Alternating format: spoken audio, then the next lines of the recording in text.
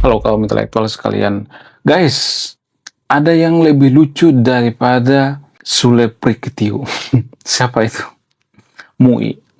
Jadi guys, Mui baru-baru ini ngurusin ikan sapu-sapu. Ada 3 kata lucu menurut saya itu yang sangat-sangat bikin saya ngakak gitu ya. Bukan 3 sih, 4 ya. Yaitu MUI ngurusin ikan sapu-sapu. Wow, gila, gila, gila. Salah satu komedi terbesar sepanjang masa menurut saya pribadi. Kenapa? Karena ini jauh lebih lucu daripada Mas Panji Pragiwaksono, lebih lucu daripada Raditya Dika, atau lebih lucu daripada Coki Pardede. Wow, kita harus mengapresiasi Mui ya. Apa yang kita harus apresiasi? Yang kita apresiasi itu adalah Mui mengurusi hal-hal yang bodoh. Menurut saya ya, kita harus mengapresiasi kedunguan daripada MUI yang ada di Konoha. Yang ada di Konoha ya, bukan di Indonesia ya, karena orang Indonesia itu anti kritik guys ya. Jadi harusnya sebenarnya MUI itu mengurusi kasus intoleransi, ngurusin kasus-kasus yang ada di pondok pesantren ya, ngurusin yang baru-baru ini viral tuh ya, ada Syekh nidurin santrinya yang viral baru-baru ini di media sosial.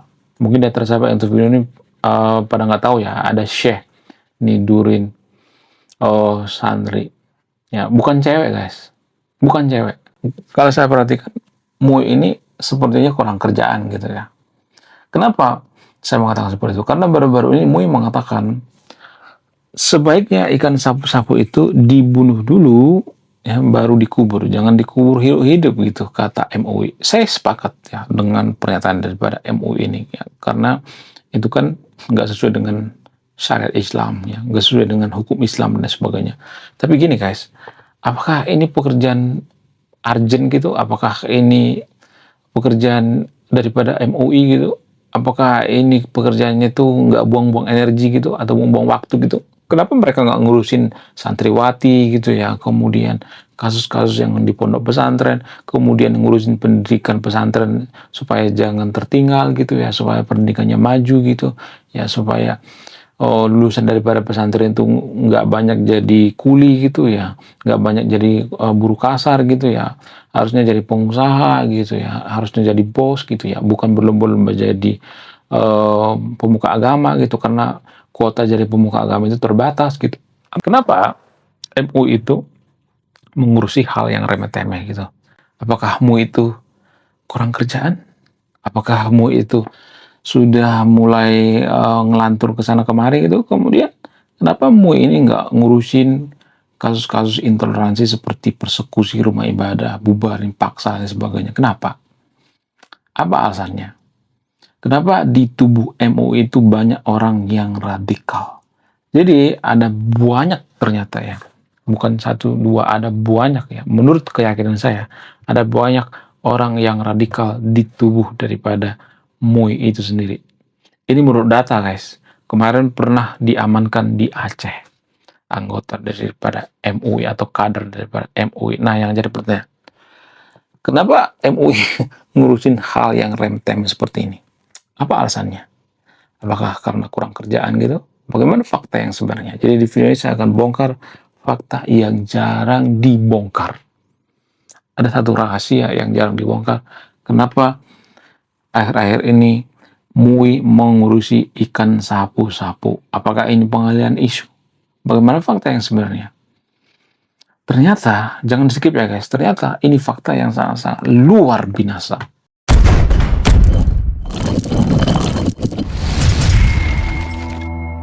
Faktanya adalah, saya tidak pernah melihat apa kontribusi daripada MUI bagi kemajuan bangsa kita ini. Nggak ada. Mana coba? Kontribusi daripada MUI. Nggak ada kan? MUI juga dibangun atau didirikan itu kan karena faktor politik juga kan, di zaman Pak Soeharto dulu kan. Karena menurut dugaan saya, menurut keyakinan saya, karena mengimbangi dominasi daripada NU. Itu alasannya tanpa kita sadari. Makanya didirikan MUI. Jadi MUI ini kan nggak pernah diaudit keuangannya, nggak jelas gimana keuangannya. Jadi seperti negara di dalam negara, harusnya MUI ini diaudit keuangannya.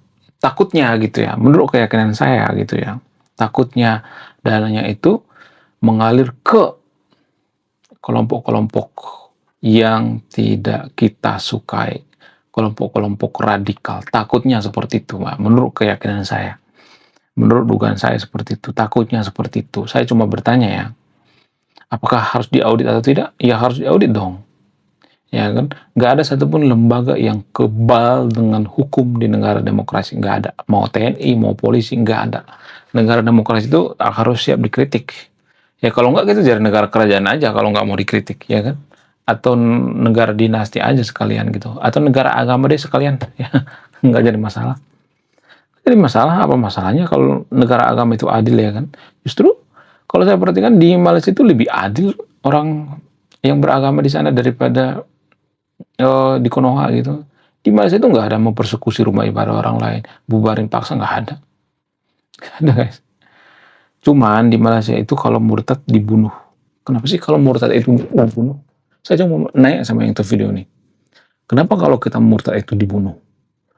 Kalau misalnya nih ada yang mengatakan, ya kalau kita murtad itu Tuhan marah. Bukankah yang menciptakan semua agama di dunia ini adalah Tuhan yang sama?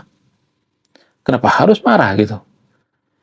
Kalau misalnya nih ya, Tuhan menciptakan umat Muslim, umat Kristen, umat Buddha, umat Hindu, Konghucu, yang tidak beragama, agnostik, yang sering kritik agama, dan lain sebagainya. Itu kan ciptaan Tuhan semua kan. Lalu kalau misalnya nih ada orang murtad nih ke agama Kristen misalnya, atau agama Buddha dan lain sebagainya misalnya, lalu kenapa dihukum mati? Kenapa? Kenapa ada hukuman tertentu gitu? Apa alasannya? Bukankah Tuhan itu satu? Bukankah kita percaya bahwa Tuhan itu Tuhan yang Maha Esa? Kalau misalnya mengatakan, oh Tuhan cemburu dan sebagainya, dia kan yang menciptakan agama Kristen juga kan? Kalau misalnya ini murtad nih dari agama Muslim ke Kristen gitu, kan Tuhan kan yang menciptakan agama Kristen juga kan? Lah, kok jadi Tuhan posesif begitu ya kan? Kok jadi Tuhan jadi jahat begitu kalau dia ngebunuh orang, kalau pindah agama gitu? Buat apa dia ciptakan banyak agama gitu? Ya kan kalau Tuhan menciptakan agama, kenapa dia ciptakan sampai 4.000 gitu? Buat apa? Apakah karena Tuhan itu gabut gitu? Ya, lalu kita pindah agama dihukum gitu. Nggak masuk akal. Kemudian, apakah Tuhan itu bisa dibuktikan secara ilmiah? Saya cuma bertanya ya. Kalau misalnya mengatakan, oh Tuhan itu maha cemburu, maha baik, maha bijaksana, maha segalanya, maha bla bla bla. Kalau Tuhan itu maha segalanya, kenapa dia harus bikin orang murtad? Kan dia maha segalanya. Kalau misalnya mengatakan, oh itu kan free will. Lah, bukannya kalau misalnya ada istilah free will, berarti manusia itu punya kehendak bebas dan Tuhan itu nggak berdaya kan? Secara tidak langsung kita mengatakan bahwa Tuhan itu nggak berdaya kan? Kalau kita punya free will gitu. Ya kan? Menurut kalian gimana? Coba tulis komentar. Kalau misalnya mengatakan, oh ketika Tuhan menciptakan bumi dan langit beserta isinya, lalu Tuhan langsung memberikan wewenang terhadap manusia. Lah, piye toh? Katanya Tuhan itu maha segalanya, bisa menciptakan alam semesta. Ada ratusan miliar atau triliunan galaksi di alam semesta. Tapi Tuhan yang kita percaya itu ya Tuhan katanya memberikan free will atau kehendak bebas. Ini kan nggak masuk akal, nggak logical fallacy. Ini semacam logical fallacy menurut dia. Jadi gini guys, kalau misalnya Tuhan itu maha baik, maha jujur, maha bijaksana, kenapa ada orang yang murtad atau mualaf atau pindah agama itu dibunuh gitu? Apa Tuhan itu maha jahat gitu? Jadi kalau misalnya kita mengatakan bahwa Tuhan itu maha jahat, maha baik, maha murka dan sebagainya, maha cemburu, pindah agama dan sebagainya, itu kan sifat manusia kan? Berarti secara tidak langsung bisa aja kita menciptakan Tuhan kita sendiri kan? Ya misalnya nih, ya agama A ciptakan Tuhannya sendiri, agama B ciptakan Tuhannya sendiri, ya agama C itu ciptakan Tuhannya sendiri dan sebagainya. Berarti Tuhan itu banyak dong. Bukankah kita percaya Tuhan itu Maha Esa? Kalau misalnya ada orang yang mempersekusi rumah ibadah orang lain misalnya, ya kenapa kita harus persekusi rumah ibadah orang lain? Bukankah umat lain itu adalah ciptaan Tuhan juga gitu? Yang mengatakan seperti ini bukan saya guys, tapi Islah Barawi. Pak Islah Barawi pernah mengatakan seperti itu ya. Yang menciptakan manusia di bumi ini ya, baik agama Kristen, Pentakosta, ya, Katolik, ya, kemudian Hindu, Buddha, yang orang yang tidak beragama dan sebagainya adalah ciptaan Tuhan. Bukankah kemanusiaan itu di atas segalanya? Lalu kenapa kalau misalnya ada kasus-kasus ya seperti persekusi, bubarin paksa rumah ibadah orang lain dan sebagainya, atau mempersulit izin rumah ibadah gitu, kenapa harus seperti itu? Itu kan yang jadi pertanyaan. Bukankah semua agama itu ciptaan Tuhan? Kalau kita mengatakan bahwa agama kita yang paling benar, agama kita yang paling suci, lah ini yang jadi permasalahan. Secara tidak langsung kita kan menyesatkan agama lain kan, berarti ini bertentangan dengan kemanusiaan dong. Ya kan? Kalau kita bawa agama kita yang paling benar, agama paling suci, ya paling wow, dan agama lain sesat, ini kan bertentangan dengan kemanusiaan kan, tanpa kita sadari. Ya nggak sih? Sana kita sebenarnya. Jadi itu artinya tanpa kita sadari bahwa dengan kita beragama di Konoha, maksudnya, menurut keyakinan saya, bisa aja kita jadi tidak berperi kemanusiaan. Tapi nggak semuanya, disclaimer on ya. Ada juga yang berperi kemanusiaan. Kemudian selain itu, yang kenapa MUI ini tidak pernah mengurusi yang namanya hal-hal yang vital gitu, seperti ya persekusi rumah ibadah orang lain itu harus di stop gitu ya. Baru-baru ini viral di media sosial, yaitu ada dugaan semacam mempersekusi kaum agama tertentu di Tasikmalaya, penghayat kepercayaan. Ada semacam fatwa gitu. Padahal kan fatwa itu kan pendapat manusia kan, bukan pendapat Tuhan kan.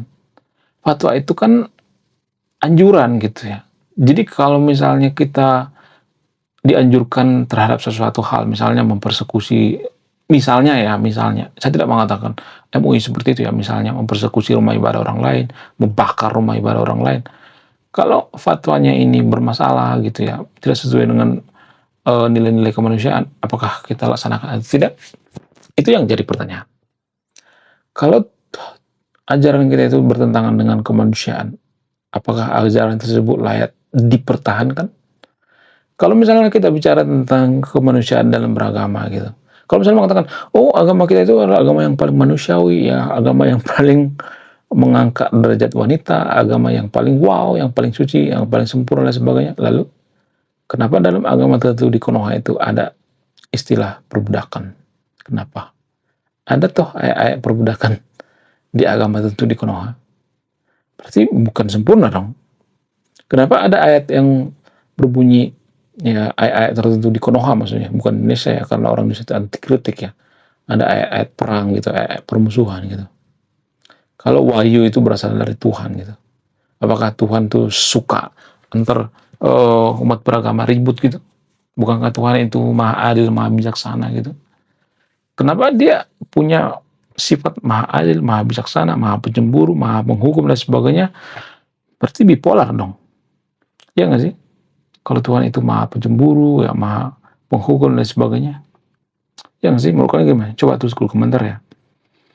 Jadi menurut keyakinan saya, lebih baik MUI itu ngurusin hal-hal yang penting gitu ya. Hal-hal yang urgent gitu ya.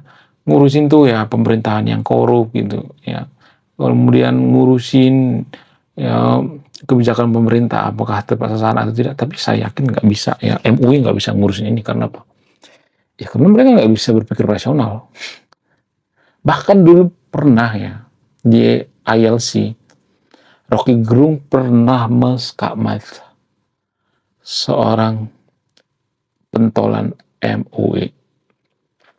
Apa yang jadi permasalahan? Jadi ini mungkin antara siapa yang ini udah banyak ini ya, nonton videonya. Jadi gini, pentolan MUI mengatakan orang yang tidak beragama itu tidak boleh tinggal di Indonesia. Makanya komunis itu dilarang. Lalu Rocky Gerung mengatakan, lah di undang-undang kita agama itu hak, bukan kewajiban. Artinya boleh dipakai, boleh enggak. Boleh beragama, boleh enggak. Karena agama itu hak. Jadi undang-undang kita ya enggak melarang gitu ya. Undang-undang sekarang ini juga enggak melarang gitu.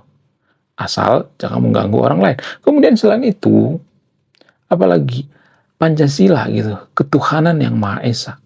Ketuhanan yang Maha Esa itu kan artinya kita disuruh bertuhan gitu, bukan beragama. Kemudian kemanusiaan yang adil dan beradab. Nah, kemanusiaan yang adil dan beradab ini kan salah diartikan gitu kalau saya perhatikannya. Kalau kita nih misalnya nggak beragama gitu, nggak bertuhan atau apa segala macam gitu, lalu kita ngurusin orang lain, kok lu nggak beragama, kok lu nggak bertuhan dan sebagainya. Di mana letak kemanusiaan kita? Jadi, menurut keyakinan Rocky Gerung, sila pertama dengan sila kedua itu bisa berbeda tafsir gitu, bisa kontradiktif gitu. Di sila pertama dikatakan ketuhanan yang Maha Esa, artinya gini, kita berbangsa itu harus mendapatkan keadilan dari langit gitu. Ketuhanan kan seperti itu ya, dari langit. Ya, kemudian di sila kedua dikatakan kemanusiaan yang adil dan beradab. Artinya kita punya jiwa kemanusiaan itu ya bisa berpikir manusiawi, nggak harus agama itu bertentangan dengan kemanusiaan dan lain sebagainya gitu. Kita boleh bertuhan tapi jangan bertentangan dengan nilai kemanusiaan gitu. Jadi menurut keyakinan Pak Rocky Gerung, sila pertama, sila kedua, sila ketiga, keempat itu ya bisa aja bertentangan gitu. Bukan berarti saya nyuruh yang untuk membenci Pancasila, bukan ya. Ini menurut keyakinan Pak Rocky Gerung ya. Jadi kalau mau marah jangan marah ke saya, marah sama Pak Rocky Gerung ya. Jadi kita boleh berbeda pendapat dong ya, jangan sedikit-sedikit marah gitu ya, sedikit-sedikit ngambek gitu ya, sedikit-sedikit pengen ngebunuh orang ya, sedikit-sedikit pengen memenjarakan orang ya, sedikit-sedikit pengen menyiksa orang, jangan seperti itu tidak bagus guys, itu nggak sehat ya. Kita sebagai negara yang sangat besar, kita pun dengan aneka ragamnya, tapi sialnya kita tidak memahami Pancasila itu sendiri. Bahkan Pak Rocky Gerung pernah mengatakan, Pancasila itu kan dari luar, produk luar, bukan produk Konoha. Ya, Rocky Gerung pernah mengatakan seperti itu, bukan saya ya. Makanya Rocky Gerung menulis buku seputar Pancasila, ada bukunya tuh. Jadi kalau mau bantah pakai data ya. Kenapa Rocky Gerung mengatakan bahwa ya Pancasila itu sila per sila itu kan diambil dari luar, seperti ketuhanan yang Maha Esa. Ketuhanan yang Maha Esa itu kan monoteisme. Monoteisme itu bukan produk lokal. Kita itu tidak mengenal yang namanya monoteisme, nenek moyang kita tidak mengenal monoteisme. Ya, kita itu mengenal yang namanya dinamisme dan animisme. Ya, sebelum lahir monoteisme, ya tidak ada di Konoha itu. Ya, sebelum lahir di Timur Tengah ya, monoteisme itu kan dari Timur Tengah ya, dari agama Samawi atau agama Abrahamic ya. Sebelum ada istilah monoteisme, kita tuh nggak mengenal yang namanya monoteisme di Konoha, nggak ada ketuhanan yang Maha Esa, nggak ada. Kita mengenal dinamisme dan animisme, itu kepercayaan nenek moyang kita tanpa kita sadari. Lalu bagaimana dengan pernyataan Rocky Gerung? Apakah ini pernyataan bodoh atau tidak? Saya tidak akan menyimpulkan, silakan simpulkan sendiri. Ya, jadi humanisme atau kemanusiaan yang adil dan beradab ini juga dari luar gitu. Kemudian demokrasi juga dari luar ya, keadilan sosial dan seluruh bangsa Indonesia juga dari luar gitu. Itu menurut keyakinan Pak Rocky Gerung, bukan keyakinan saya. Jadi kalau mau marah sama Pak Rocky Gerung ya, ada videonya tuh ya, ada datanya itu ya. Saya tidak akan menyimpulkan ya, tidak berpihak ya. Menurut kalian gimana? Apakah MUI cocok mengurusi yang namanya ikan sapu-sapu daripada mengurusi yang namanya ikan yang ada di pesantren? Bagaimana fakta yang sebenarnya? Silakan tuliskan di kolom komentar.